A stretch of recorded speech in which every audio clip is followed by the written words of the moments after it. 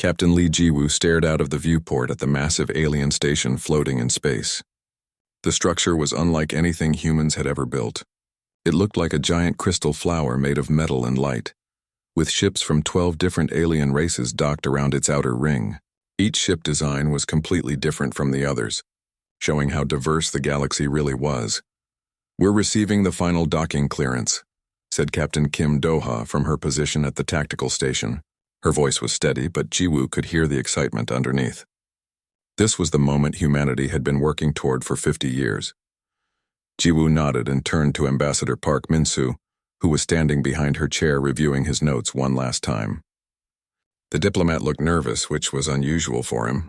Min-soo had negotiated peace treaties between Earth's nations for decades, but this was different. This time he was speaking for all of humanity. "Are you ready?" Jiwoo asked. Min-soo straightened his formal diplomatic uniform and smiled. As ready as anyone can be for the most important conversation in human history. The ship Harmony docked with the station smoothly. Through the airlock came a group of alien beings that took Jiwoo's breath away. There was a tall, blue-skinned creature with 4 arms, a floating jellyfish-like being that glowed softly, and several others that defied easy description. But the one that caught her attention was clearly in charge. Counselor Vexithari was reptilian, standing nearly 8 feet tall with scales that shifted color as he moved. His eyes were cold and calculating, and when he looked at the humans, Jiwoo felt like prey being studied by a predator. "Welcome to Council Station," Vexithari said in perfect English, though his voice had a hissing quality that made the words sound threatening. "We are curious to meet this new species that calls itself humanity." The group moved through corridors filled with wonders. The walls showed living murals that changed as they watched. Gardens hung in mid-air with no visible support. Beings from across the galaxy moved past them, some walking, some floating, some moving in ways that humans had no words for. The council chamber was enormous, with 12 sections arranged in a circle. Each section was designed for a different alien species. Some had water-filled areas, others had different gravity fields, and one section seemed to exist in a different phase of matter entirely. "Humanity seeks membership in the Galactic Council," Min-soo began his prepared speech. "We come in peace, hoping to learn from the wisdom of older civilizations and to contribute what we can to the greater community of intelligent life." Several of the alien counselors nodded approvingly. The jellyfish being pulsed with warm colors, which their translator indicated was a sign of welcome. But Vexithari remained still, his scales darkening. "Tell us about your species," said another counselor, this one looking like a cross between a tree and a spider. "What makes humanity unique?" Min-soo had prepared for this question. "Humans are survivors. We come from a world that tested us constantly. Our planet has extreme weather, dangerous predators, and limited resources. But we learned to adapt. We are a species that thrives in adversity." The translation devices around the chamber hummed as they converted his words into 12 different alien languages. But something went wrong. The device translating for the hegemony species, which included Vexithari, made an error that would change everything. Instead of "thrives in adversity," the machine translated the phrase as "feeds on conflict." In hegemony culture, this was the traditional way a warrior species declared their intention to conquer and consume other civilizations. Vexithari's scales turned bright red, and he rose from his seat. "Did this creature just declare war on the council?" Min-soo looked confused. "I'm sorry, I don't understand. I was describing humanity's resilience." "You said your species feeds on conflict," Vexithari hissed. "You announced that you are a destroyer race that grows stronger by consuming other civilizations." The other counselors began talking among themselves in their various languages, the warm lights from the jellyfish being turned cold and blue. The tree spider counselor's leaves rustled with what sounded like fear. "No, there's been a misunderstanding," Min-soo said quickly. "We seek peace, not war." But Vexithari was already accessing his communication device. "Your actions speak louder than your words, human. Your ship approaches our station with weapons charged and shields ready for battle." On the Harmony, Captain Kim Do-ha had indeed raised the shields when she detected alien warships moving into position around the station. It was standard military procedure when surrounded by unknown vessels, but to the aliens who had never seen a truly military species, this looked like preparation for an attack.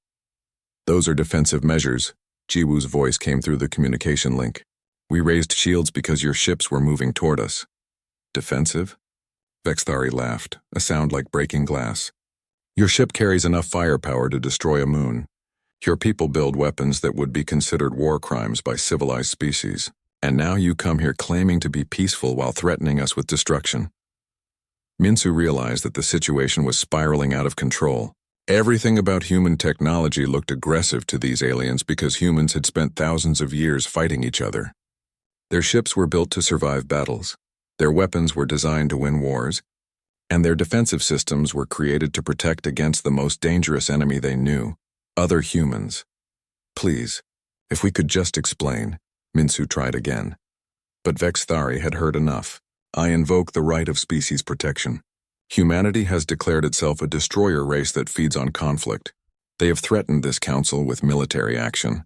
According to our laws, they must be classified as an extinction class threat. The chamber fell silent.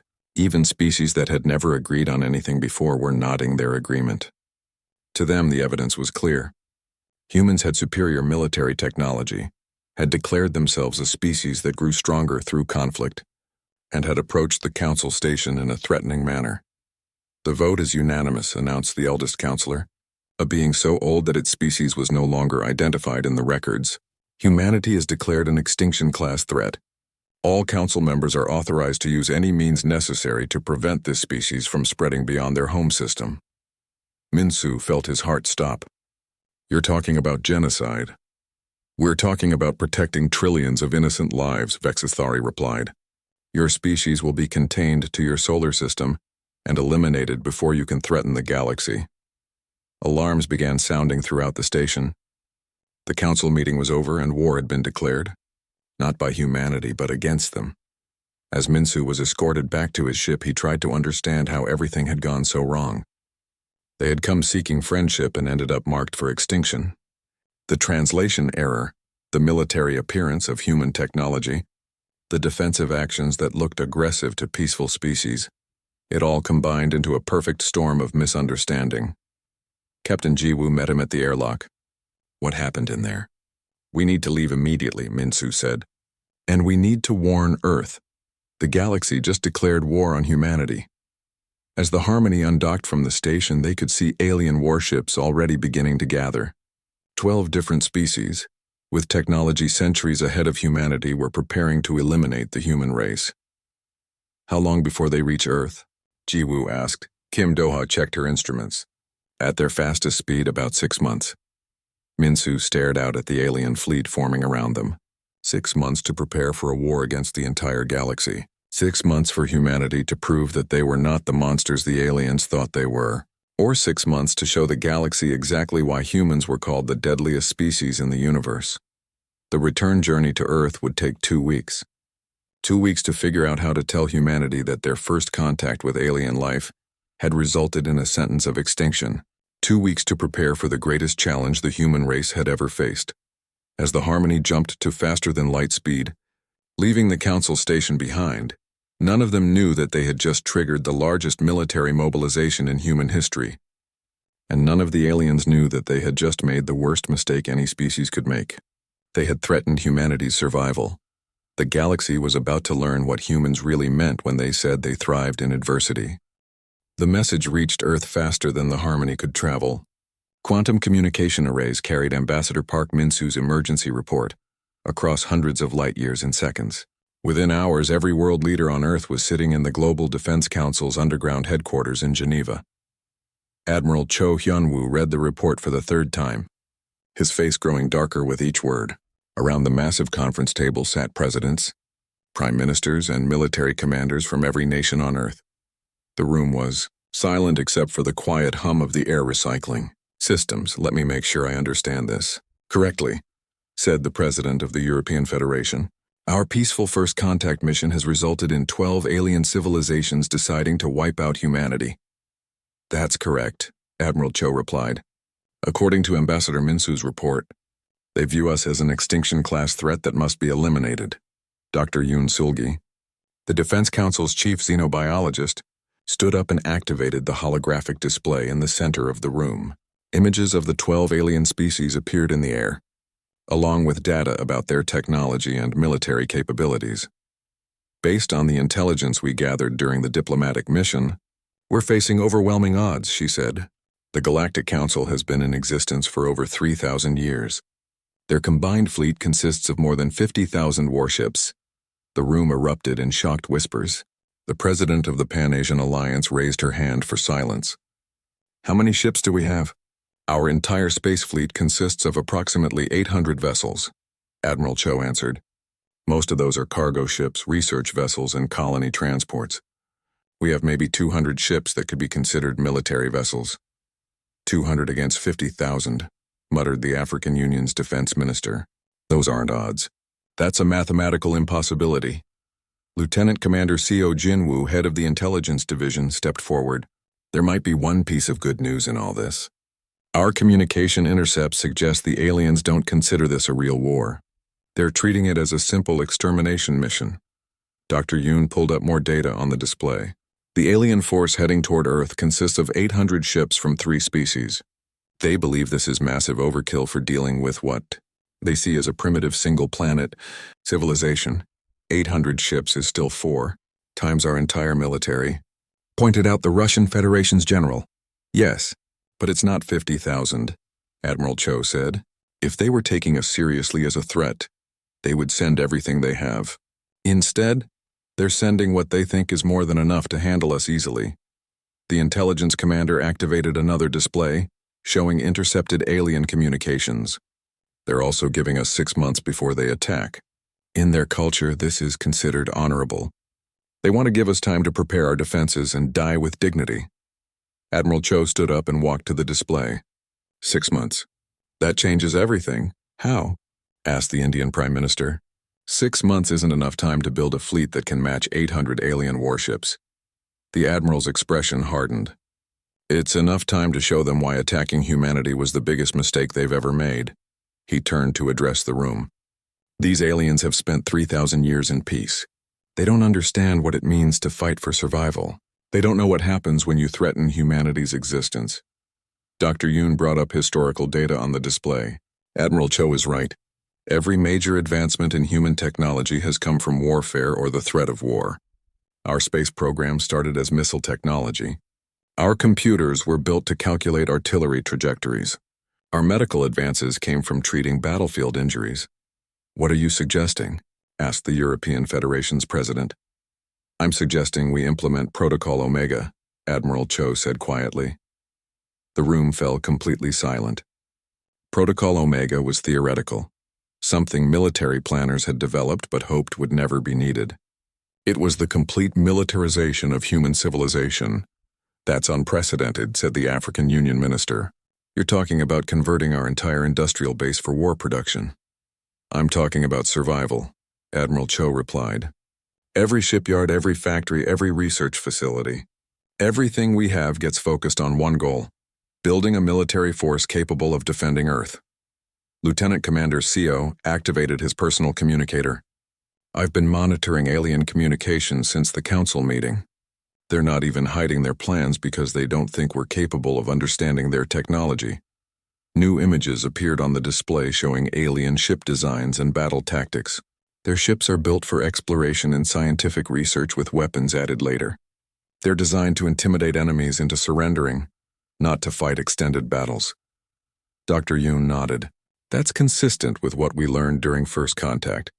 These species evolved from herbivores and peaceful omnivores. They developed space travel to explore and discover, not to conquer. While humans developed space travel to put weapons in orbit around Earth, Admiral Cho said grimly, our first space stations were military outposts. Our first colony ships were designed to evacuate Earth if we destroyed ourselves in a nuclear war. The President of the Americas leaned forward. What exactly are you proposing we build in 6 months? Admiral Cho smiled for the first time since the meeting began. We're not going to build ships to match their technology. We're going to build ships that use their technology against them. The intelligence commander brought up technical specifications captured during the diplomatic mission. Our engineers have been analyzing the alien ship designs. They're incredibly advanced, but they're also predictable. They follow the same basic patterns because all these species think about warfare the same way, which is They think war is a formal process with rules and honor. They believe in fair fights and proportional responses. They've never faced an enemy that builds weapons designed to kill other humans. Dr. Yoon displayed images of human military technology. Our weapons violate several galactic warfare conventions. We use kinetic projectiles, explosive devices, and area denial weapons. We fight in ways that these aliens would consider barbaric. More importantly, Admiral Cho added, we fight to win. Not to prove a point, not to gain honor, but to completely destroy our enemies. That's something no species in the Galactic Council understands. The room buzzed with conversation as world leaders discussed the implications. Finally, the Secretary General of the United Nations called for order. If we implement Protocol Omega, we're committing every resource on Earth to military production. Our economy, our society, everything changes. If we don't implement it, there won't be an economy or society left to worry about, Admiral Cho replied. Lieutenant Commander Seo received an incoming message on his communicator. Sirs, I'm getting reports from our deep space monitoring stations. The alien fleet has begun moving toward our solar system. The display showed a tactical map of local space with hundreds of red dots representing enemy ships. They were moving in a perfect formation, taking their time, confident in their overwhelming superiority. How long until they reach Earth? Asked the European president. At their current speed, exactly 6 months, Dr. Yoon calculated. They're not even trying to hide their approach. They want us to see them coming. Admiral Cho looked around the room at the faces of Earth's leaders. This is the moment when humanity decides what kind of species we really are. Do we surrender to superior technology? Or do we show the galaxy why humans are the deadliest species in the universe? The vote was unanimous. Protocol Omega was activated within hours. Across Earth and its colonies, the greatest military mobilization in human history began. Civilian factories retooled to produce warships. Research facilities abandoned their peaceful projects to develop weapons. Mining operations expanded to provide raw materials for the war effort. But the most important change was invisible. Humanity stopped thinking like individual nations and started thinking like a single species, fighting for survival. Old enemies became allies. Competing corporations shared technology freely. Every human in space became part of the defense effort. The aliens expected to face a divided primitive species with basic technology. Instead, they were about to encounter something that had never existed in the galaxy before. An entire civilization united by the threat of extinction and armed with weapons designed by the deadliest predators in the universe. 6 months to prepare. 6 months to show the galaxy that humanity's greatest strength wasn't their technology or their numbers. It was their refusal to give up no matter how impossible the odds seemed. The storm was gathering and Earth was at its center. Captain Bay C1 floated in the darkness between stars, his ship completely invisible to alien sensors. The Ghost Wind was humanity's newest stealth frigate, built with technology that the Galactic Council had never seen before. While the aliens used energy shields and force fields, humans had developed something much simpler and more effective. Ships that simply didn't exist on any scanner. Target acquired, whispered his navigator. Alien supply convoy, 3 ships heading toward the rally point. Siwan studied the tactical display. The alien ships were enormous compared to his frigate, each one the size of a small city. They carried supplies for the invasion fleet that was still months away from Earth. The aliens felt so safe that they weren't even running with weapons powered. Remember, we're not here to destroy them, Siwan said to his crew. We're here to send a message. The Ghost Wind moved like a shadow, getting close enough to the alien ships to attach small devices to their hulls. These devices would record everything the aliens said and did, then transmit that information back to human intelligence. But more importantly, they would let the aliens know that humans could reach them anywhere in the galaxy. Devices attached, reported his engineer. Broadcasting human identification codes now. The alien ships suddenly came alive with activity. Alarms blared as their crews realized that something had been attached to their hulls. But when they tried to scan for the source, they found nothing. The Ghost Wind had already vanished into the darkness. On the lead alien ship, Captain Vorthak of the Hegemony stared at his instruments in confusion. How is this possible? There are no ships within 100 light-years of here. His tactical officer checked the readings again. Sir, the devices are definitely human in origin, but our sensors show empty space in all directions. Send a message to the invasion fleet. Forthak ordered. Tell them the humans have some kind of invisibility technology. 3,000 light-years away, engineer Ko Dongmin was working in a hidden shipyard built inside an asteroid. Around him, thousands of workers were building ships unlike anything the galaxy had ever seen. These weren't the elegant, beautiful vessels that other species created. These were weapons designed by a species that had spent centuries perfecting the art of killing. The new railgun system is ready for testing, his assistant reported. Ko nodded and activated the test sequence. A projectile the size of a pencil accelerated to nearly the speed of light, then struck a target asteroid. The impact released more energy than most alien weapons could produce, turning solid rock into expanding plasma. Excellent, Ko said. Install it on the next batch of destroyers. The weapons violated several galactic warfare conventions.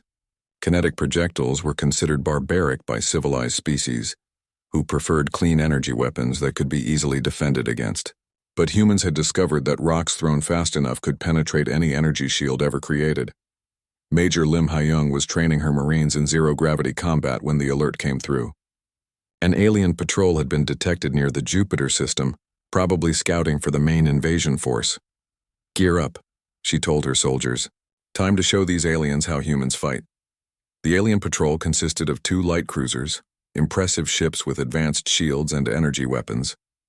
Their crews were confident and relaxed, certain that no human vessel could pose a threat to their superior technology. They were wrong. Lim's Marines attacked in small, fast ships that moved like angry wasps around the larger alien vessels. Instead of trying to blast through the shields with weapons, they used an approach that no civilized species had ever considered. They boarded the alien ships. The aliens had never experienced combat inside their own vessels. Their security systems were designed to prevent accidents, not to fight off armed invaders. Within minutes, human Marines were moving through the alien ships like they owned them. These corridors are too wide, one Marine reported over the radio. No cover, no defensive positions. It's like they never expected to fight inside their own ships. Lim smiled grimly. That's because they haven't. These aliens have been at peace for thousands of years. They don't know how to fight. The Marines didn't kill the alien crews. Instead, they disabled the ship's weapons and engines, then left them drifting helplessly in space. But before they left, they uploaded human tactical data directly into the alien computers. When the alien crews regained control of their ships, they found detailed plans showing exactly how humans intended to fight the coming war. The data was terrifying. Human battle tactics involved targeting civilian infrastructure, using captured alien technology against its creators, and fighting in ways that violated every rule of civilized warfare. Dr. Yoon Seolgi was analyzing the intelligence data from these operations when she made a disturbing discovery. The aliens weren't just technologically advanced. They were fundamentally different from humans in ways that made them vulnerable. Look at this, she said to Admiral Cho Hyun-woo, showing him brain scans of captured alien crew members. Their neural patterns show they literally cannot comprehend certain types of violence. The Admiral studied the data. What do you mean? These species evolved from prey animals or peaceful omnivores. Their brains are wired to avoid conflict, not to win it. When faced with truly aggressive behavior, they freeze up. It's like showing a rabbit to a wolf. They just can't process what they're seeing. This discovery changed everything. Admiral Cho immediately sent new orders to all human forces. Use psychological warfare. Make the aliens afraid not just of human weapons, but of humans themselves. The results were immediate. Alien crews started requesting transfers away from areas where humans might attack. Some ships abandoned their positions entirely, rather than face the possibility of encountering human forces. Captain Oh Tae-hyun commanded the largest human warship ever built, the dreadnought Indomitable. Unlike alien ships that were built for comfort and scientific research, the Indomitable was a pure weapon of war. Every system on the ship was designed for one purpose: destroying other ships. Sir, we're receiving a transmission from the alien fleet, his communications officer reported. The message was from Counselor Vex Thari himself. Human vessel, you are ordered to surrender immediately. Your resistance is futile against the might of the Galactic Council. Oh Tae-hyun smiled. Send a reply. Tell them we have a different opinion about that. His ship opened fire with weapons that made the aliens' sensors overload. Nuclear-pumped lasers, kinetic projectiles, and particle beams all struck the alien formation simultaneously. But the most devastating weapon was something the aliens had never seen before. Humans who fought with the accumulated knowledge of 10,000 years of warfare. The alien commander tried to respond with traditional battle tactics, forming his ships into defensive patterns that had worked for millennia. But human tactics were based on a simple principle. There are no rules in a fight for survival. Human ships attacked from unexpected angles, used the aliens' own defensive formations against them, and coordinated their attacks with precision that no single species should have been capable of achieving. How are they doing this? The alien commander demanded as his formation fell apart under human assault. His tactical officer was studying the human attack patterns with growing horror. Sir, I think they're using strategies from their own history. Every move they make is based on battles they fought against each other. Impossible. No species fights wars against itself. Humans do, sir. According to our intelligence, they've been in almost constant warfare for their entire recorded history. They know more about combat than all the council species combined. Colonel, Jiang Minho was leading a special operations team deep behind alien lines when he discovered something that changed the entire nature of the war. Hidden in the computer systems of an alien research station were the locations of every council homeworld, every military base, and every strategic resource in the galaxy. They're not protecting this information, he reported back to Earth. They don't think anyone would ever attack their home systems. Admiral Cho received the intelligence data and immediately understood its implications. The aliens were fighting a limited war, trying to eliminate humanity while keeping their own world safe. But humans had never fought a limited war when their survival was at stake. Prepare Operation Reach, he ordered. Every homeworld, every major base, every strategic target. If they want to wipe out humanity, they need to understand that we can do the same to them. Within weeks, human forces appeared in star systems that hadn't seen warfare in millennia. They didn't attack immediately. Instead, they simply demonstrated that they could reach anywhere in the galaxy, anytime they chose. The psychological effect on the aliens was devastating. For the first time in thousands of years, council species had to consider the possibility that their own worlds might be attacked. The idea was so alien to them that some species began to panic. They're everywhere, reported one alien commander. How did a single-planet species manage to spread across the entire galaxy in just months? The answer was simple. Humans fought like humans. While the aliens moved their fleets in predictable patterns and followed established protocols, humans moved like the predators they had evolved to be. Fast, unpredictable, and utterly ruthless when their survival was threatened. The aliens had started this war expecting an ease fleet. Admiral Song Yerim watched the alien invasion fleet approach the outer edge of the solar system.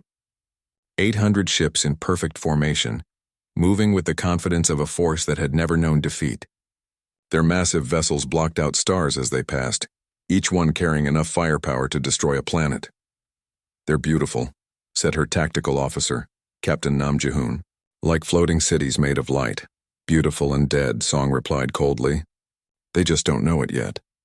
The Battle of the Asteroid Belt was about to begin, and humanity had turned the entire region into the largest weapons platform in history. What had once been mining stations were now missile batteries. Cargo ships had become armed raiders. Even the asteroids themselves had been hollowed out and filled with surprises for the invading aliens. The alien fleet commander, Admiral Kethvar of the Hegemony, studied the human defenses with growing confusion. His sensors showed approximately 15,000 human vessels scattered throughout the asteroid belt. But the formations made no sense to him. Why are they spread out like this? He asked his tactical officer. They should concentrate their forces for maximum defensive power. His officer consulted the Galactic Warfare Manual. Perhaps they don't understand proper military tactics, sir. These formations violate basic strategic principles. Admiral Kethvar activated his communication system to broadcast to the human fleet. Human forces, this is Admiral Kethvar of the Galactic Council Enforcement Fleet. You are outnumbered and outgunned. Surrender now and your deaths will be quick and honorable. The reply came from Captain O Taehyun aboard the Indomitable. Alien Fleet, this is Captain O of the Human Defense Force. We have a counteroffer. Leave our system now and we'll let you live. The aliens found this response amusing. 800 advanced warships against 15,000 primitive human vessels seemed like an easy victory. They had no idea that humanity had spent 6 months studying alien tactics and preparing for exactly this moment. "Begin the attack," Admiral Kethvar ordered. "Standard formation. Target their largest ships first." The alien fleet moved into battle formation, a perfect sphere that allowed them to concentrate fire while protecting their weaker vessels. It was a formation that had worked for 3,000 years against every enemy the Council had ever faced. It was exactly what the humans had been waiting for. "All units, execute Plan Chaos," Fleet Admiral Song commanded. The human ships suddenly stopped behaving like a military fleet. Instead of maintaining formation, they scattered in every direction like a school of fish avoiding a predator. But this wasn't panic, it was strategy. The aliens found themselves surrounded by fast-moving targets that refused to fight according to established rules. Human ships darted between asteroids, used mining equipment as weapons, and attacked from angles that should have been impossible. "They're using the asteroids as cover," reported the alien tactical officer. "This is against the rules of space combat." "What rules?" Admiral Kethvar demanded. "All of them, sir. Civilized species fight in open space where both sides can maneuver freely. Using terrain features as cover is considered cowardly. Captain Oh Tae-hyun's dreadnought Indomitable demonstrated why human warships were different from alien vessels. While alien ships were built for exploration with weapons added later, the Indomitable was a pure instrument of war. Every system was designed for combat. Every weapon was built to kill. The ship's main cannon fired a projectile that hit an alien dreadnought with the force of a small asteroid. The alien ship's shields, designed to stop energy weapons, offered no protection against solid matter moving at tremendous speed. The projectile punched through the shield and the hull like they weren't there. "Impossible," breathed the alien ship's captain as his vessel broke apart. "Nothing can penetrate our shields." But human weapons weren't based on alien assumptions about warfare. They were designed by a species that had spent millennia finding new ways to kill each other. Kinetic projectiles, nuclear missiles, particle beams, and weapons that used the laws of physics in ways that violated galactic warfare conventions. Major Lim Ha-young led her Marines in a boarding action that shocked the alien fleet. While the aliens were focused on the ship-to-ship battle, human soldiers were quietly infiltrating alien vessels using techniques that no civilized species had ever developed. "How did they get inside our ships?" demanded one alien captain as human Marines took control of his vessel's engineering section. "They used our own docking ports," his security chief replied in disbelief.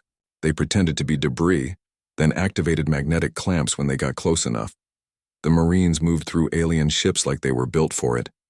Human physiology, evolved for hunting and fighting on a dangerous world, gave them advantages that the aliens couldn't match.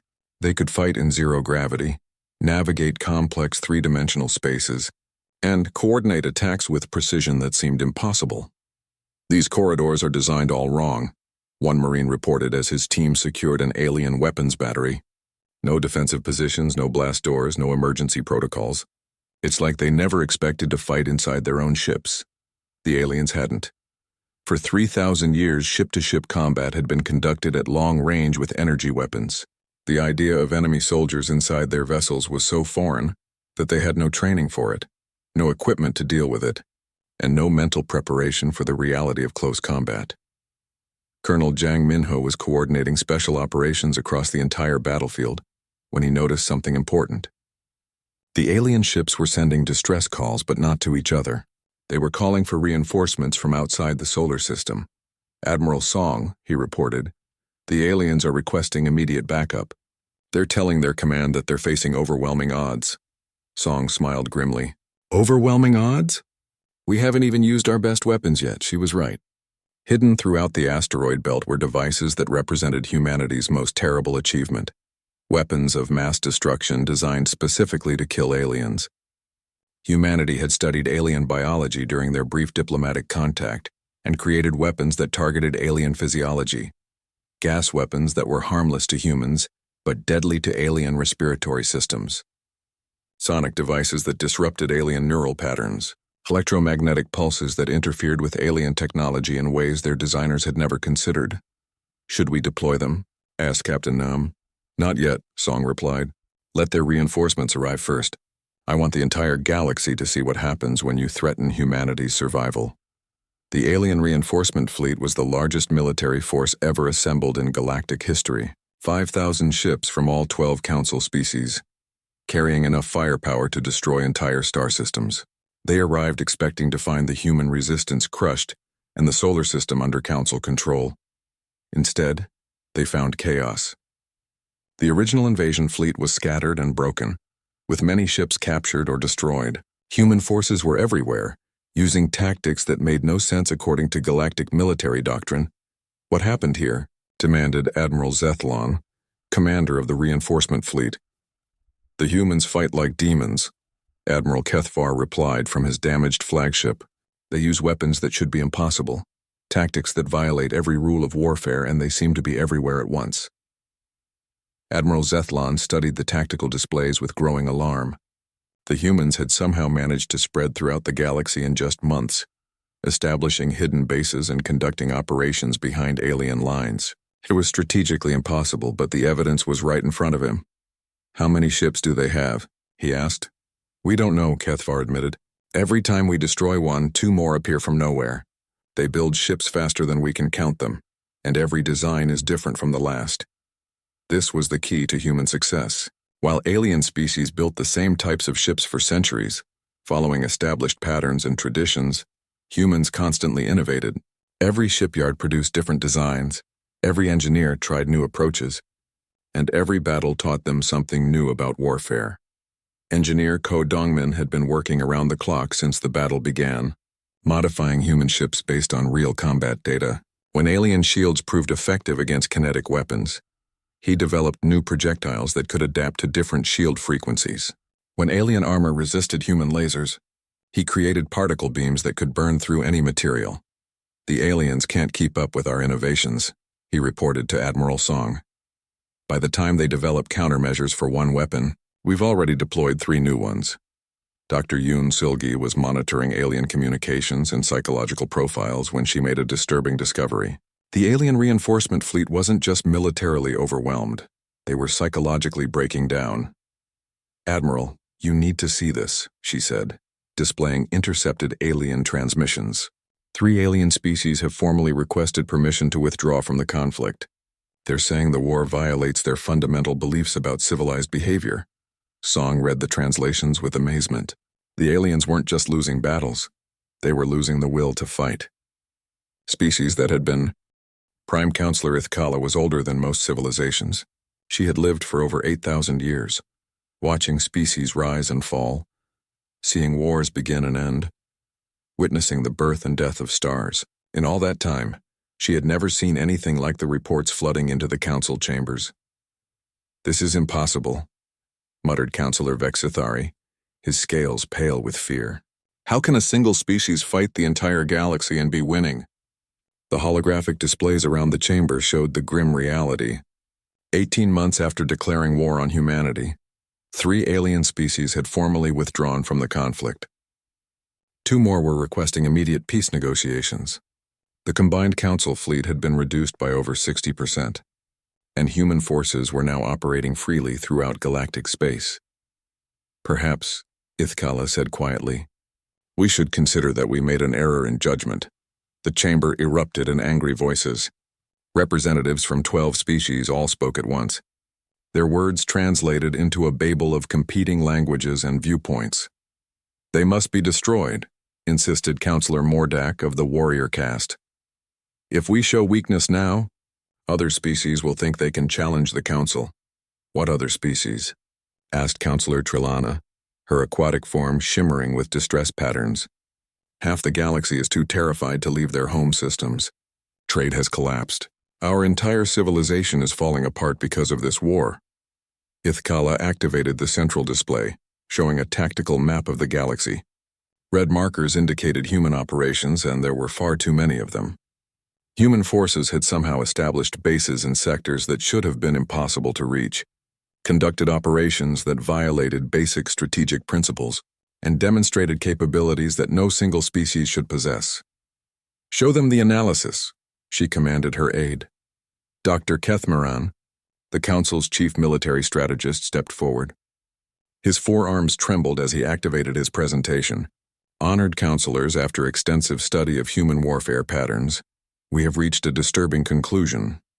The display showed comparative data between human and alien military capabilities.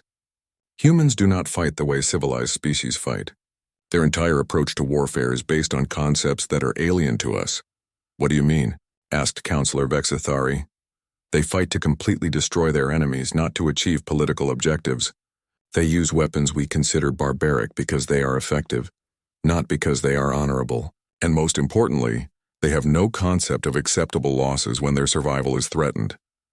The analysis showed battle recordings from across the galaxy, human ships attacking in formations that should have been suicidal but somehow worked, human soldiers fighting with a ferocity that shocked alien observers, human weapons that violated every convention of civilized warfare but proved devastatingly effective. More troubling, Dr. Kethmiran continued, is their learning rate. Every engagement teaches them something new about our tactics and technology. They adapt faster than we can develop countermeasures. On Earth, Admiral Kwan Sarang was putting the finishing touches on humanity's most ambitious military operation ever conceived. Operation Final Answer was designed to demonstrate to the aliens exactly what humanity was capable of when pushed to the edge of extinction. Are all fleets in position? She asked her staff. Yes, Admiral, replied her aide. We have strike forces positioned within attack range of every major council world simultaneously. The scale of the operation was staggering. Human forces had somehow managed to infiltrate 12 different star systems without being detected, positioning themselves to strike at the heart of alien civilization. It should have been impossible for a species that had only reached space a few centuries ago. Remember, Admiral Kwan said to her commanders via secure communication, we are not attacking to destroy. We are attacking to demonstrate. The aliens need to understand that we could end their civilizations if we chose to, but we're choosing not to. Ambassador Shin Jiho was aboard the diplomatic vessel Peacemaker, approaching the council station where this entire conflict had begun. Unlike the previous diplomatic mission, this time he was coming with the full backing of human military power. They're requesting we lower our shields and power down our weapons, reported the ship's captain. Denied, Shin replied. We're not here as supplicants this time. We're here as equals. The Peacemaker docked with the council station while maintaining full defensive posture. Human Marines accompanied Shin to the council chambers, their presence a reminder that humanity was no longer a helpless species asking for membership. Prime Counselor Ithkala received the human delegation in private first. She studied Ambassador Shin with ancient eyes that had seen the rise and fall of civilizations. You have come to offer terms? She asked. I've come to prevent a catastrophe, Shin replied, for both our species and yours. He activated a portable holographic display showing human fleet positions throughout the galaxy. At this moment, human forces are positioned to strike at every major council world. We have the capability to end your civilization within hours.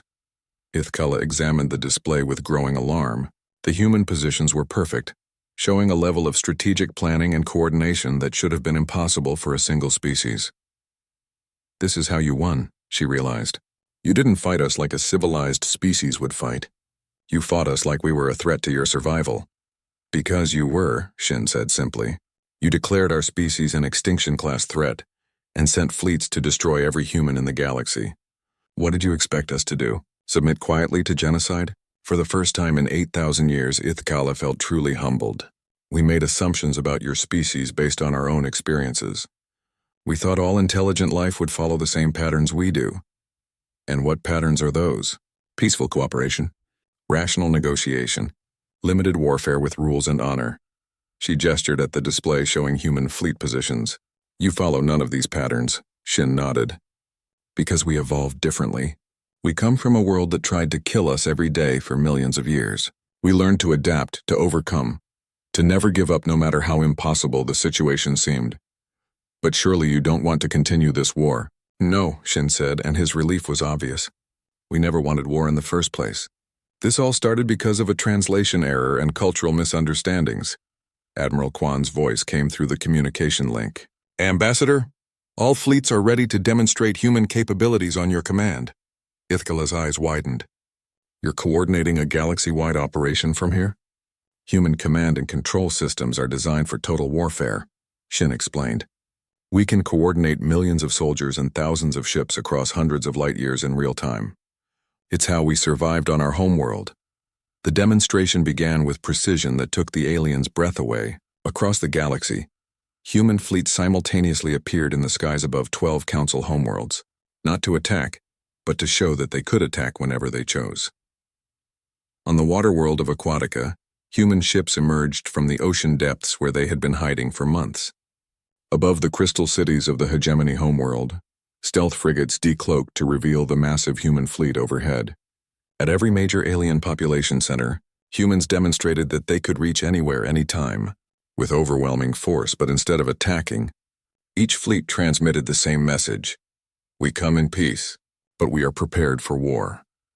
The psychological impact on the alien populations was immediate and devastating.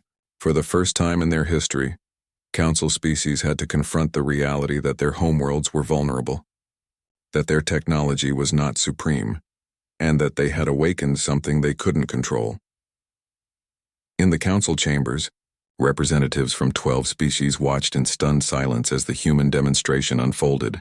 The displays showed human forces positioned with surgical precision around every major alien installation in the galaxy. "How?" whispered Counselor Vexthari. "How did you achieve this level of coordination?" "Because when you threaten humanity's survival, every human becomes a soldier," Shin explained. "Every scientist becomes a weapons designer. Every factory becomes a military production facility. Every ship becomes a weapon of war. This level of militarization should have destroyed your civilization," protested Counselor Mordak. "It unified our civilization," Shin corrected. "Humans are at their best when facing impossible odds. You didn't just declare war on a single planet. You united every human in the galaxy behind a single purpose: survival." Prime Counselor Ithkala called for order as the chamber erupted in arguments. Some species wanted to continue the war, others wanted immediate surrender, and a few were calling for the complete dissolution of the Council. "Enough," her ancient voice cut through the chaos. "Ambassador Shin, what do humans want?" Shin smiled for the first time since entering the chamber. "What we always wanted: peace, cooperation, the chance to be part of something greater than ourselves." "But on your terms now," Vexthari accused. "On equal terms," Shin corrected. "The original problem was that you saw us as primitives to be either patronized or eliminated. Now you know what we're really capable of." Admiral Kwan's forces began withdrawing from alien space, but slowly and visibly.